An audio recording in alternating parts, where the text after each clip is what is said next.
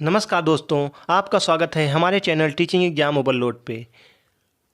आज के सेशन में हम एनसीईआरटी क्लास 6 साइंस के चैप्टर 8 शरीर में गति के बारे में बात करेंगे, जो कि बहुत ही इंपॉर्टेंट सेशन है सीटेट पेपर 2 एवं बिहार शिक्षक भर्ती के लिए। तो जो भी छात्र सीटेट पेपर 2 की तैयारी कर रहे हैं एवं बिहार शिक्षक भर्ती में साइंस की तैयारी कर रहे हैं, उन सभी छात्रों के लिए ये क्लास बहुत ही इंपॉर्टेंट है, क्योंकि बिहार शिक्षक भर्ती में 6 to 10 एनसीईआरटी से ही प्रश्न पूछे जाते हैं। वहीं सीटेट पेपर 2 में भी एनसीईआरटी 6 to 8 से ही प्रश्न बनते हैं। तो आज के सेशन को स्टार्ट करने के पहले हमारे चैनल को लाइक एवं सब्सक्राइब कीजिए।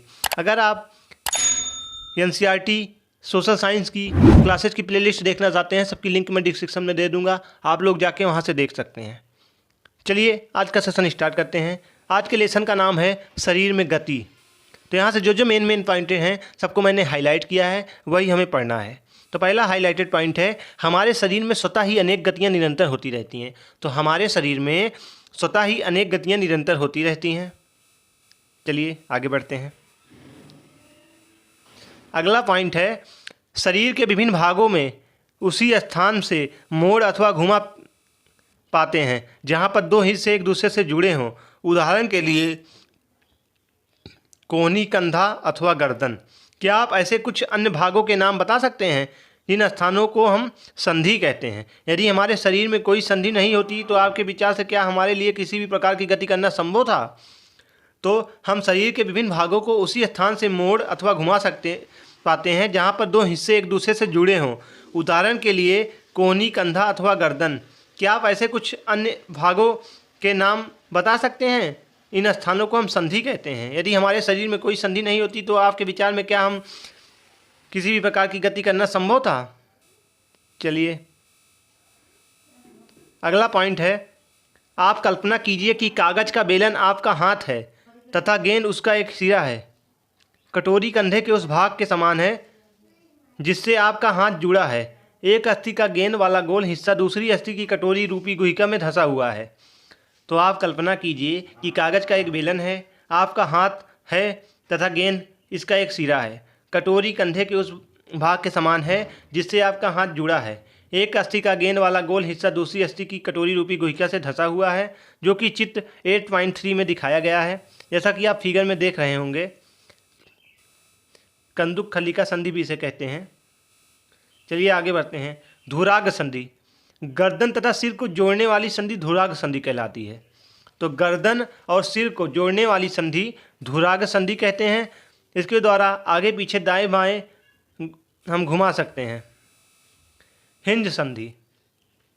घर के किसी दरवाजे को बार बार खोलिए और बंद कीजिए। इसके कब्जों को ध्यानपूर्वक देखिए।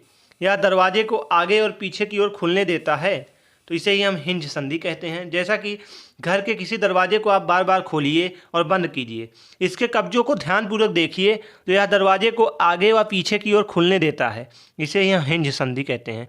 जैसा कि घुटने को हम हिंज संधि कहते हैं। तो घुटने को आप सीधा करिए, फिर मोड़िए, सीधा करिए, तो यह घुटना जो होता है, घुटने की जो पसली होती है इसे मोड़ने देती है, सीधा होने देती है, तो इसे ही हम हिंज संधि कहते हैं। अचल संधि के बारे में बात करते हैं। हमारे शरीर की अस्थियों के बीच की कुछ संधियां उन संधियों से भिन्न हैं। तो हमारे शरीर की अस्थियों के बीच की कुछ संधियां उन संधियों से भिन्न हैं, जिनकी चर्चा हमने अब तक की है। ये अस्थियां इन संधियों पर हिल नहीं सकती। ऐसी संधियों को हम अचल संधि कहते हैं। जब आप अपना मुंह खोलते हैं तो आप अपने निचले जबड़े को सिर से दूर ले जाते हैं। जब आप अपने ऊपरी जबड़े को हिलाने का प्रयास कीजिए, क्या आप इस गति दे पाते हैं? ऊपरी जबड़े एवं कपाल के मध्य अचल संधि है। तो हमारे शरीर की जो अस्थियों के बीच में कुछ संधियां उन संधियों से भिन्न होती हैं, जिनकी चर्चा हमने अब तक की। ये अस्थियां इन संधियों पर हिल नहीं सकती हैं। ऐसी संधियों को अचल संधि कहते हैं। तो जब आप अपना मुंह खोलते हैं तो आप अपने निचले जबड़े को सिर से दूर ले जाते हैं। जब आप अपने ऊपरी जबड़े को हिलाने का प्रयास कीजिए, क्या आप इसे गति दे पाते हैं? ऊपरी जबड़े एवं कपाल के मध्य अचल संधि है। चलिए आगे बढ़ते हैं। पसली पिंजर के बारे में बात करते हैं। अगला पॉइंट है पसली पिंजर। तो पसलियाँ विशेष रूप से मुड़ी हुई होती हैं। वह वक्ष की अस्थि एवं मेरुदंड से जुड़कर एक बक्से की रचना करती हैं। इस शंकुरूपी बक्से को पसली पिंजर कहते हैं। हमारे शरीर के कुछ महत्वपूर्ण अंग इससे सुरक्षित रहते हैं। तो पसलियाँ विशेष रूप से मुड़ी हुई हैं। वह वक्ष की असी एवं मेरुदंड से जुड़कर एक बक्से की रचना करती हैं। इसे हम शंकु रूपी बक्से को पसली पिंजर कहते हैं। हमारे शरीर के कुछ महत्वपूर्ण अंग इससे सुरक्षित रहते हैं। चलिए आगे बढ़ते हैं। चिकनी, समतल तथा अखंड है। अपनी अंगुलियों को अपने मित्र के गर्दन से प्रारंभ करके उसकी पीठ पर नीचे की ओर लाइए। आपके द्वारा अनुभव की गई संरचना मेरुदंड है। तो चिकनी, समतल तथा अखंड है। अपनी अंगुलियों को अपने मित्र की गर्दन से प्रारंभ करके उसकी पीठ पर नीचे की ओर लाइए। आपके द्वारा अनुभव की गई संरचना मेरुदंड है। यह अनेक छोटी छोटी अस्थियों से बना होता है, जैसा कि चित्र 8.10 में दर्शाया गया है। पसली पिंजर भी वक्ष क्षेत्र की इन अस्थियों से जुड़ा है। यदि मेरुदंड केवल एक ही अस्थि का बना होता हो तो जैसा कि फिगर में दिखाया गया है, ऊपर से पतली ऐसे बनी हुई है, इसे ही हम पसली मेरुदंड कहते हैं। चलिए आगे बढ़ते हैं। इसे हम मेरुदंड कहते हैं। अगला पॉइंट है उपास्थि किसे कहते हैं। तो कंकाल के कुछ अतिरिक्त अंग भी हैं जो हड्डियां जितने कठोर नहीं होते, जिन्हें मोड़ा जा सकता है, उन्हें हम उपास्थि कहते हैं। तो कंकाल के कुछ अतिरिक्त अंग भी हैं जो हड्डियां जितने कठोर नहीं होते और जिन्हें मोड़ा जा सकता है, उन्हें हम उपास्थि कहते हैं। कान के ऊपरी भाग को हम उपास्थि होती है। तो कान के ऊपरी भाग को हम मोड़ भी सकते हैं, बहुत कठोर भी नहीं होता। चलिए आगे बढ़ते हैं। अगला पॉइंट है पेशी क्या है। तो आपने अपने एक हाथ की मुट्ठी बनाइए। मुट्ठी के अंगूठे से इसी बाजू के कंधे को छूने का प्रयास कीजिए, जैसा कि चित्र 8.16 में दर्शाया गया है। कंधे के क्या आप अपनी ऊपरी भुजा के कुछ परिवर्तन अनुभव करते हैं? दूसरे हाथ से इसे छू कर देखिए, क्या आपका कोई उभरा हुआ भाग दिखाई देता है? इसे हम पेशी कहते हैं। संकुचित लंबाई में कमी होने के कारण पेशियां उभर जाती हैं। चलिए, किसी अस्थि को गति प्रदान करने के लिए दो पेशियों को संयुक्त रूप से कार्य करना होता है। जब दो पेशियों में से कोई एक सिकुड़ती है तो अस्थि उस दिशा में खिंच जाती है। युगल की दूसरी पेशी शिथिल लंबाई से बढ़कर पतली हो जाती है, अवस्था में आ जाती है। चलिए आगे बढ़ते हैं। अगला पॉइंट है धारा रेखी क्या है। तो क्या आपने ध्यान दिया है, नाव की आकृति काफ़ी सीमा तक मछली जैसी होती है, जैसा कि चित्र 8.22 में दिखाया गया है। मछली का सिर एवं पूंछ उसके मध्य भाग की अपेक्षा पतला एवं नुकीला होता है। शरीर की ऐसी आकृतियों को धारा रेखी कहलाता है। तो क्या आपने कभी ध्यान दिया है कि नाव की आकृतियाँ जो होती हैं काफ़ी सीमा तक मछली की तरह होती हैं। मछली का सिर एवं पूंछ उसके मध्य भाग की अपेक्षा पतला एवं नुकीला होता है। शरीर की ऐसी आकृति हमको धारा रेखी कहलाती है।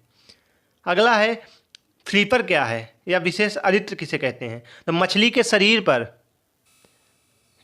और भी पंख होते हैं, जैसे तैरते समय जल के संतुलन बनाए रखने के एवं दिशा निर्धारण में सहायता करते हैं। क्या आपने कभी ध्यान दिया है कि गोताखोर अपने पैरों में इन पंखों की तरह से विशेष अरित्र या फ्लीपर पहनते हैं, जो इन्हें जल में तैरने में सहायता करते हैं। तो मछली के शरीर पर और भी पंख होते हैं जो तैरते समय जल में संतुलन बनाए रखने एवं दिशा निर्धारण में सहायता करते हैं। क्या आपने कभी ध्यान दिया है कि गोताखोर अपने पैरों में से इन पंखों की तरह के विशेष अरित्र या फ्लीपर पहनते हैं, जो इन्हें जल में तैरने में सहायता करते हैं। चलिए आगे बढ़ते हैं। अगला पॉइंट है इसकी विशेष आकृति के कारण जल इधर उधर बढ़कर निकल जाता है और मछली जल की सरलता से तैर सकती है। मछली का कंकाल ऋण पेशियों से ढका रहता है। चलिए अगला पॉइंट देखते हैं।